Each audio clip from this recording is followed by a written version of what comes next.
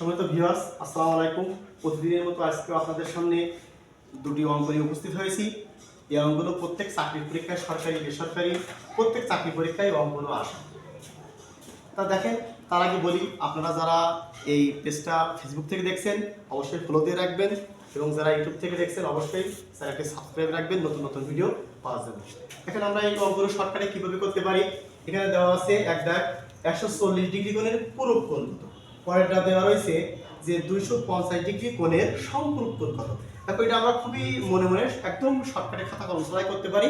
এখানে দেওয়া আছে 140 ডিগ্রি যখন পূরক বলবে, আমাদের একটা পূরক যখন বলবে পূরক কোণ 140 থেকে আমরা 30 বাদ দেব। 30 বাদ দিলে কত থাকবে? 110 ডিগ্রি। তাহলে আমাদের आंसर 110 ডিগ্রি। একদম ক্লিয়ার। তাহলে যখন পূরক কোণ বলবে, এখানে যে কোণটা থাকবে তার থেকে আমরা 30 বাদ দিলে যেটা হবে আমাদের সেটাই आंसर। দেখো পরেরটা আসি।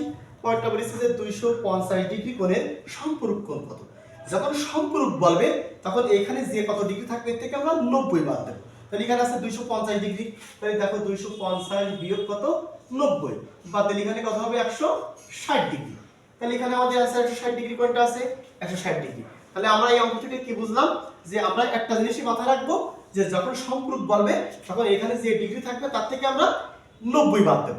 আর যখন এখানে থেকে পূরক বলবে তখন এখানে যে ডিগ্রি থাকবে তার থেকে আমরা 30 বাদ দেব। তাহলে আমাদের যে উত্তরটা আসবে সেটা আমাদের आंसर। আশা করি আপনারা অঙ্কটা বুঝতে পারছেন।